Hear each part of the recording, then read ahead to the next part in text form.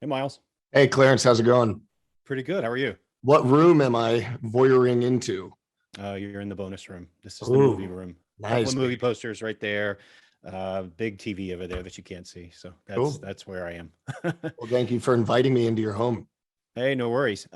So obviously with the offer, we're getting a behind the scenes look at the making of The Godfather, and of course you play Al Ruddy, the producer of The Godfather. What was your first experience with the Godfather film? Since obviously we're both younger than the film itself. Yeah, I saw it when I was a teenager, but it was a movie that I had to kind of sneak into my room to watch because it was not, my parents did not think it was appropriate. I think there was like two movies they said, do not watch until you're in college. And it was The Godfather and Pulp Fiction. Oh, So for whatever reason, but I was just really blown away. And even revisiting it just a couple years ago, I hadn't seen it in a little bit of time. And I was just so struck at just how tense mhm. that entire movie is. And the performances and just everything about it. So it's yeah, I mean, but at first it very much was, kind of, I think a bit of, an awakening. I just hadn't had too much experience with that era of filmmaking, and certainly not with something with the magistry of The Godfather. Yeah, I just recently showed it to my 17-year-old son, and I was amazed at how he connected to it, given that it was a 50-year-old film. So Yeah, it's truly a classic. yeah, Um, timeless. so what was it about this limited series, The Offer, that appealed to you the most? I mean, there were so many elements to it. Really, well, first of all, kind of the subject matter that it was about, the making of The Godfather, that kind of gets you leaning in. Mhm. Dexter Fletcher was somebody that I met at Cannes. We were both there with projects, and he was somebody that I felt had a really unique style to it. I just love the fact that he was coming from the film world. I really hadn't had much experience in kind of the limited series other than working with Nick Reffin on our Amazon show. Um, the actors that were in place, I thought were really exceptional. And then the scripts. I mean, you can have all those different elements, but if the writing's not there, then you you just know you're not going to be able to create something on set that's not there on the page. And so with this particular project, it checked all the boxes. So I felt very fortunate when it did, when it did come my way. So as I mentioned at the top, you're playing Al Ruddy here, and he is the producer of The Godfather. Uh-huh. He is still working today, 92, still producing. It's Oh it's yeah. incredible. Oh yeah. Did you have the chance to meet him before you took on this role? I did. Yeah, he invited me to his home. It was at a time I hadn't officially signed on for the project. Mhm. In my head, I knew I was going to do it. I just hadn't we hadn't officially signed on. And so Al, being the producer that he is, knew that if he could get me face to face, then he would be able to, seal the deal. And yeah, I sat with Al and we talked for a couple hours, and Mm. he shared not only stories from the making of The Godfather, but also just about his life in general. And I think it's a wonderful, yeah, it's just a wonderful opportunity to share his stories, and the fact that he is still producing. He's of sound, mind, and Mhm. has so many incredible stories to share with us. I mean, that becomes our connection to things that we weren't necessarily around for, is the storytelling and the oration of history. So I think to have Al um, as our main source of information for this was really nice. So was that meeting the most key aspect into sort of getting into the character Al Ruddy that you're playing in this limited series? I think it was certainly a good jumping off point. I had been doing a good amount of research in between the time I talked to Dexter about it initially and talked to some folks at Paramount, and then my meeting with Al. So I was already fascinated by kind of this behind the scenes of it all. And then YouTube is a wonderful source as well. And so I was able to see a lot of material from that time, in particular when Al he has this thing happen with Joe Colombo. Joe invites him to do this thing. He thinks it's going to be one thing. It's not. And that kind of Right. blows the roof off of things. And there's an actual clip that I saw from Al that day when he's on kind of the dais and having to answer questions next to the mob.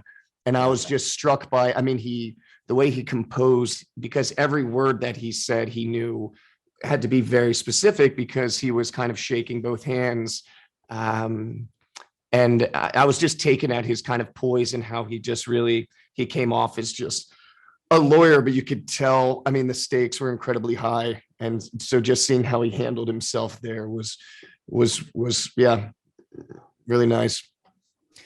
I'm so fascinated by Al as a character because of the way that he pushes into Hollywood in the beginning of the series and then pushes through so many barriers, so many obstacles in making the series. Did you kind of think about like a backstory for him, like what drove him, what gave him that fire to continue to fight forward? I think at first, I think Al was just really intrigued by the lifestyle that came with being in Hollywood at that time. There were certain doors that you could get into. There were certain situations, certain women, certain, cars and things that I think at first was just really appealing to Al. And then he got in there and he was making the money. And then he realized that isn't what it's about. And he felt like film was where he could really kind of impact people and move people. And then as he started going along, I think Al was a wonderful kind of instrument for and liaison between the artist and the studio. And I think Al, very much a creator and an artist in his own right, having written, several screenplays and creating shows. But he also knew how to kind of, he could also sit there with somebody like Joe Colombo and the Mafia, and they respected him with his sincerity and earnestness. And so I think he just refused to take no for an answer. And I think it's very easy to kind of to accept no, especially when there's some real physical threats at hand. So Al, obviously, in the series has a lot of complicated relationships, both with Francoise, with Betty, and of course with Robert Evans. Talk to me about working with Matthew Good and building that at times antagonistic chemistry that you have there on camera. Yeah, I mean, work with Matthew was just really, really a wonderful experience. As well as, all the entire cast, I think, is just so good.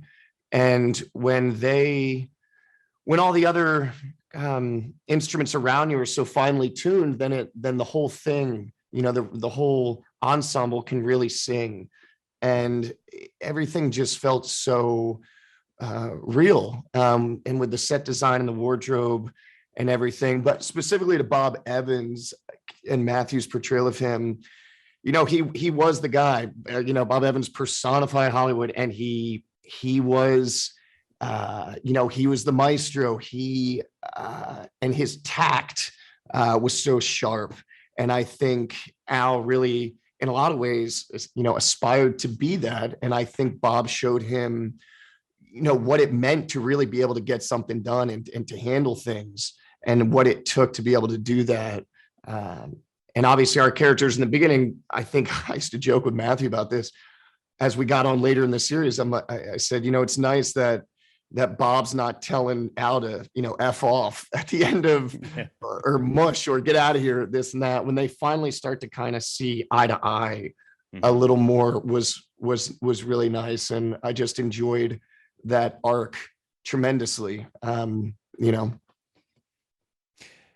Absolutely. So when you look at the screenplay, and it's partially written by, of course, Michael Tolkien and others, there's a lot of dialogue there. There's a lot of heavy scenes. There's just a lot going on in this limited series. What were some of the most challenging moments for you to film?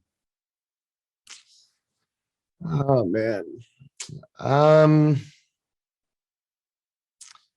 I mean, it was all it was all challenging in a way that you knew that the script was so good and the other actors were so good that you really just didn't want to mess it up. And I think that's a wonderful challenge to have.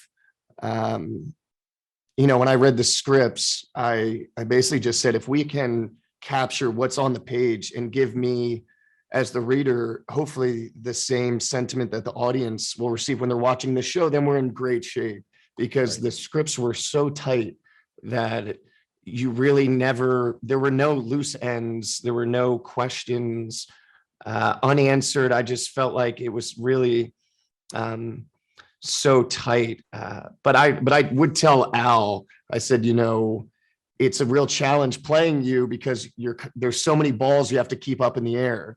And I think that was a constant for Al and for so many other people in this project. But from my perspective, it was a challenge, but it was a great problem to have.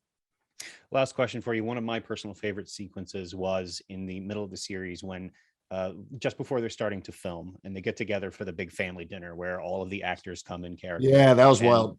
And Al and Francis are just sitting there, flies on the wall, watching all of this happen. Talk to me about filming that scene. That, I mean, and the way they shot it, it was very much like this Last Supper. And I had heard stories about that cast dinner, which now I'm sure a lot of people know or that they can look up. I mean, it's with almost getting into a fist fight at the table, and how they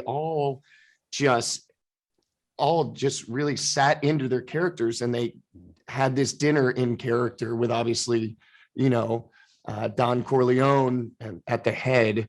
But it was so cool, man. The guy Anthony, who plays Al Pacino, and our Duvall, and all these different guys, and obviously with Dan, who his Coppola, I would just stare at him on set and just smile, just because I thought he was so good in that part. But yeah, it was really wild. And another moment that was kind of felt surreal was the first time that we meet Brando's character, because Justin was kind of doing this Brando thing where he was very much kind of aloof and kind of drifting around, but we weren't necessarily sitting there talking about the scenes and this and that, which I felt added to the mystique of his performance and Brando. But yeah, man, it was just such a great world to live in. I really feel lucky to be a part of it. Well, it's a fantastic series. You give a fantastic performance. So congratulations, and Thank you. Thank you for the time today. Appreciate it. Thank you.